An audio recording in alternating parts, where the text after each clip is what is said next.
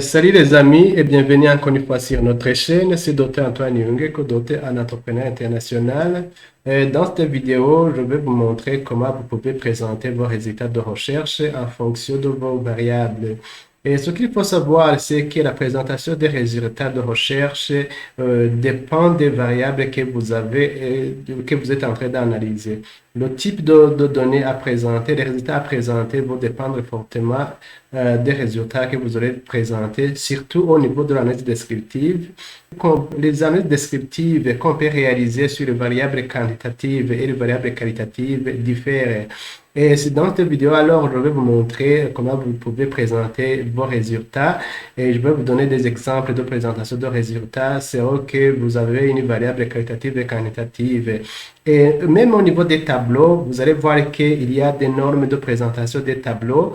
Et on ne fait pas la présentation des résultats dans les tableaux comme on le veut, mais il y a la norme, il y a une procédure, il y a un format reconnu internationalement de tableaux qu'il faut utiliser quand vous voulez présenter les résultats dans les tableaux. Alors, le modèle qui est proposé, c'est le modèle du format APA, American Psychological Association, qui fait la présentation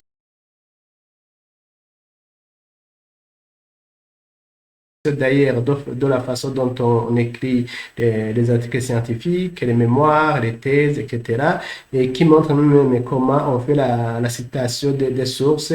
Et c'est cette norme-là que nous allons utiliser pour vous montrer comment vous allez présenter vos résultats vos résultats de recherche. Donc voilà les amis, nous sommes toujours dans le volet recherche. Comme je vous l'ai dit, nous voulons que vous puissiez produire vos travaux de recherche dans moins de 30 jours.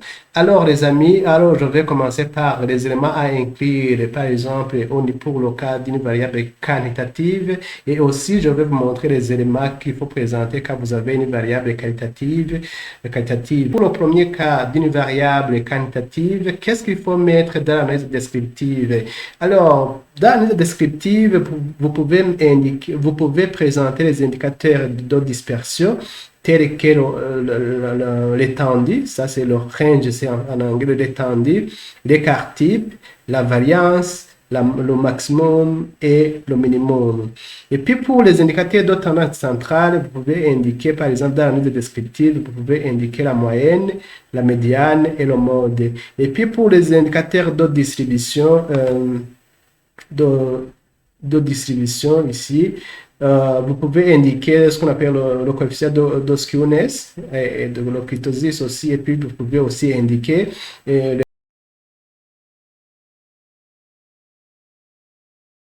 résultats du test de Shapiro de normalité.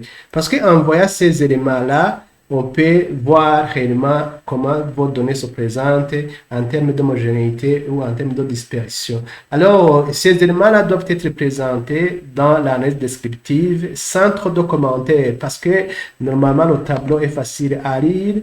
Le tableau est facile à lire que d'être commenté. Donc, quand vous êtes dans l'analyse descriptive, alors vous devez présenter ces éléments pour le cas d'une variable quantitative. Alors, pour le cas d'une variable qualitative, qu'est-ce qu'il faut présenter? La variable peut être catégorielle quand il faut montrer par exemple la catégorie, ça peut être nominal, ça peut être ordinal, ça peut être toute variable et analysée sous forme d'échelle de Likert. Là où vous allez vous prononcer par exemple tout à fait d'accord, d'accord, ni d'accord, satisfait, très satisfait, ni satisfait, pas satisfait, important, très important, moyennement important, etc. Ça, ce sont les types de questions ou de réponses qu'on peut utiliser dans l'échelle de Likert. Alors, quand vous devez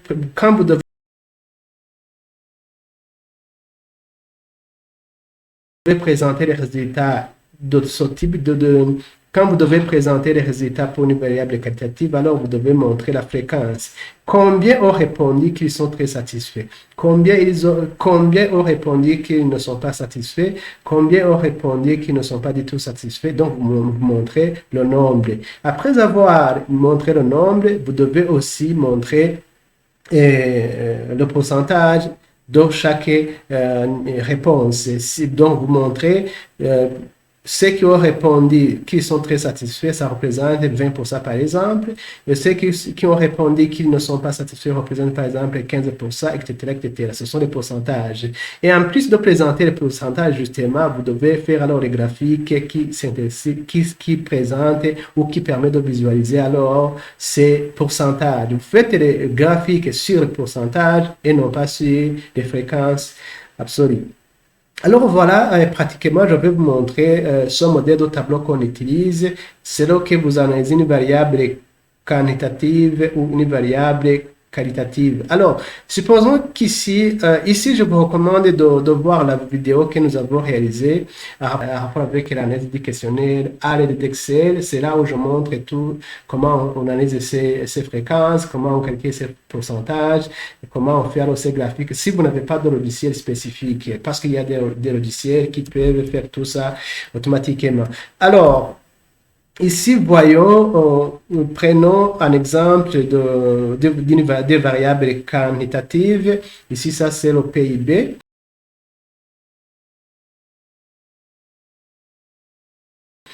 Pour le cas de 2020, ce sont des données que j'ai tirées sur sur le site de la Banque mondiale. Ce sont des données réelles.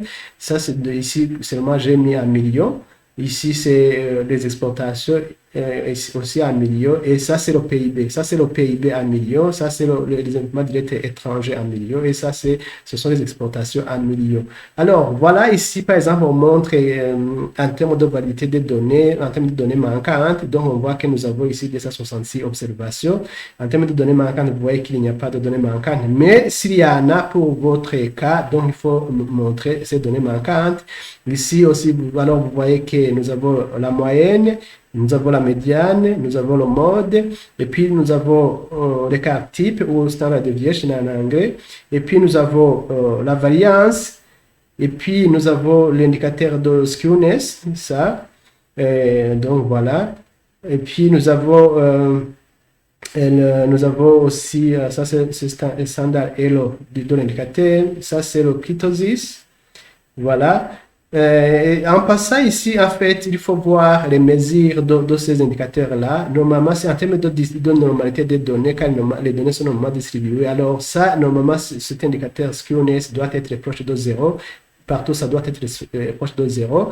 Et ici, pour le cas du ketosis, justement, là, il doit être égal, ça doit être autour de 3. Donc 3. Mais vous voyez qu'on est loin de la normalité puisque nous avons autour de 30, plus de 30. Alors ici, ce sont des indicateurs que vous devez montrer. Ça, c'est le tête de Shapiro, etc. Et puis, ça, c'est le range. Ça, c'est l'étendue. Et puis, alors, c'est le minimum. Ça, c'est le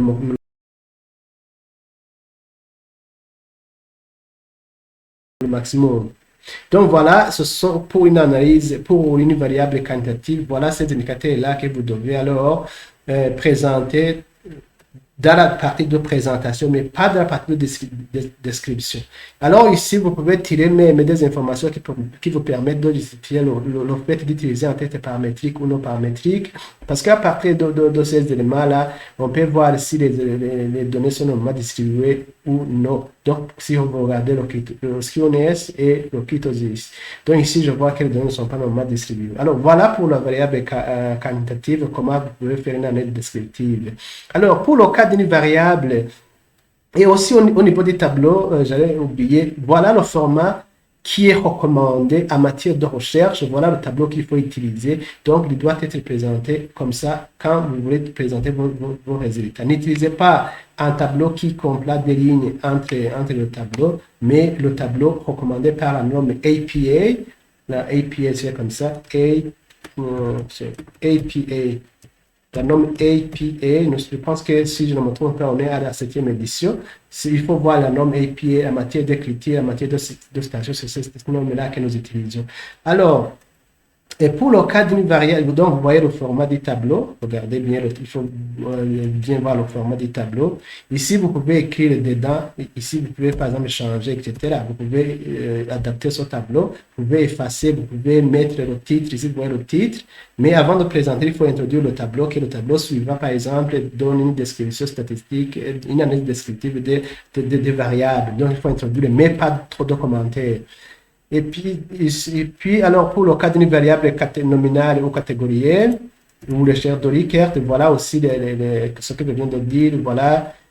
Pour chaque modalité, si on devait répondre par d'accord, ni d'accord, tout à fait d'accord, etc., voilà alors comment vous pouvez présenter ce sont les fréquences. Donc, pour ceux qui sont d'accord, c'est 18. Pour ceux qui ne sont ni d'accord ni en désaccord, ce sont 12, c'est 12, pardon. Et pour ceux qui ne sont pas d'accord, c'est 11, etc., etc. En termes de données manquantes, pour cette question, vous voyez que nous avons des données manquantes. Et ceux qui ont répondu, c'est 60. Donc, vous voyez que nous avons deux qui n'ont pas répondu à cette question parmi 60. Donc, c'est 58 qui ont répondu. Alors, en termes de pourcentage, regardez, il faut montrer combien, ces 18-là représentent combien en termes de pourcentage. Donc, c'est ça divisé par 60. Et aussi ça divisé par 60. Voilà ce que je disais. Alors, ici, ce sont les pourcentages de cumulés. Ça, c'est pas nécessaire. Et ça aussi, vous pouvez exprimer. Il n'y a pas de problème. Je pense qu'en faisant comme ça, je vais voir si je peux exprimer. Ici, j'ai utilisé un logiciel qu'on appelle JASP. Donc, c'est ce logiciel-là qui permet de générer des tableaux que vous pouvez insérer directement dans votre rapport. Donc, ça, c'est un logiciel vraiment qui, en termes de présentation des tableaux, c'est un bon logiciel. Mais sinon, vous allez vous arrêter ici. Et aussi, ici, vous voyez que vous pouvez exprimer ces zéros après.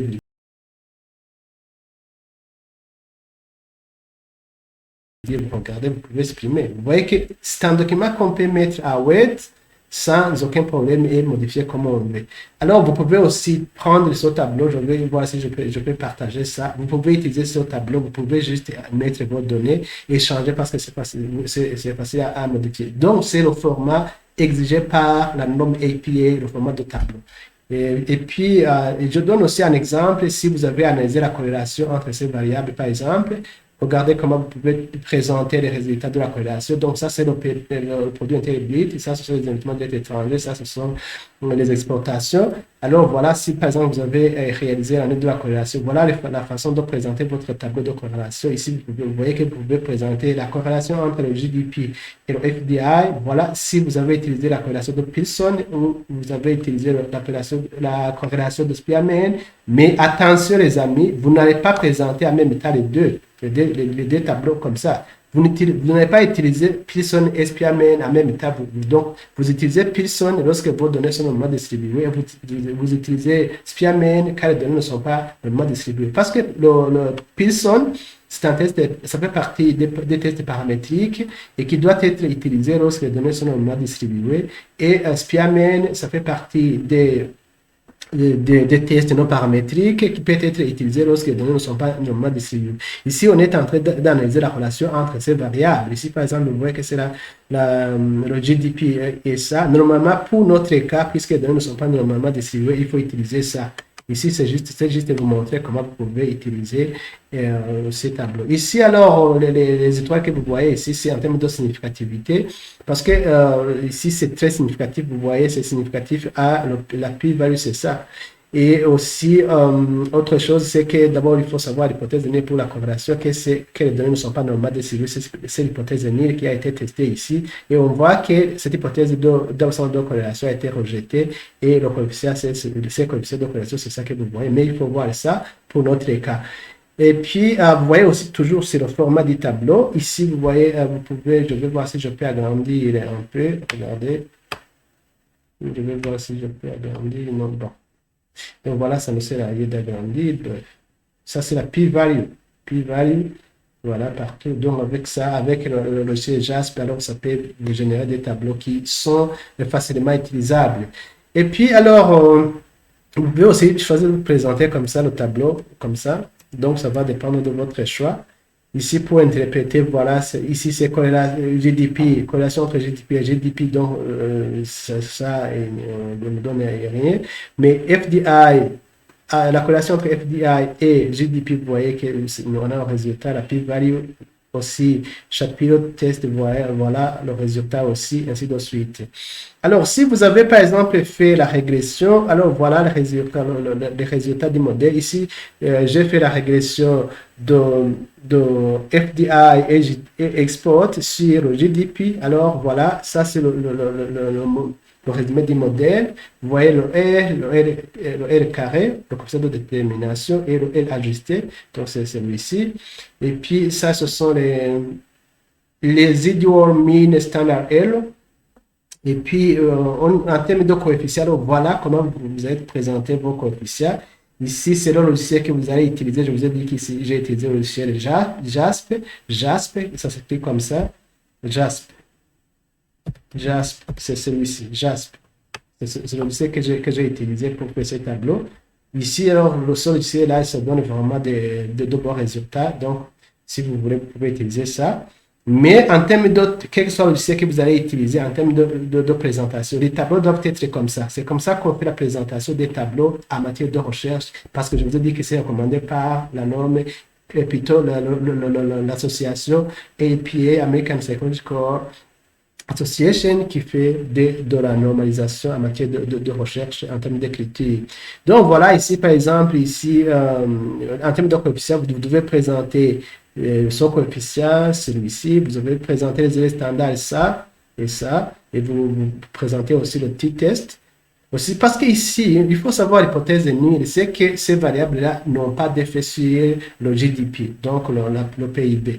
Ici, alors, vous voyez que l'hypothèse nulle a été rejetée pour le cas de FDA et pour le cas des exportations. Donc, vous voyez que le coefficient est celui-ci. Donc, vous devez présenter tous ces éléments-là. Donc, ça. Et alors, c'est ça que vous allez interpréter. Alors, la vidéo qui va suivre, je vais vous montrer comment vous pouvez procéder à l'interprétation de vos résultats. Ici, c'était au niveau de la présentation. Ici, vous évitez de faire trop de commentaires parce que les commentaires en rapport avec l'interprétation viendront de la partie en rapport avec l'interprétation des résultats.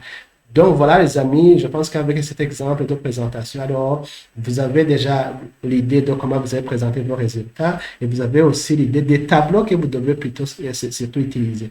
Alors, souvenez-vous, notre objectif c'est de vous aider à produire votre mémoire, votre thèse, votre article dans 30 jours. C'est ça l'objectif, c'est ça la finalité, vous aider à produire les résultats dans 30 jours. Ici, vous voyez que nous venons de présenter les analyses descriptives. Alors, il reste à partir rapport avec la discussion des résultats. Donc voilà les amis, c'est la fin de notre présentation. Si vous avez aimé cette vidéo, n'hésitez pas de la liker, de la partager. Et si vous n'êtes pas abonné sur notre chaîne, alors je vous invite de cliquer sur le bouton s'abonner, sur la cloche de notification pour ne pas rater les prochaines vidéos. Merci pour votre visionnage. Alors bye, à la prochaine vidéo sur la discussion des résultats. Ici, c'est la partie après avec la présentation. Alors, on va faire une autre vidéo sur la discussion, cette fois-ci, des résultats. Comment on fait la discussion des résultats?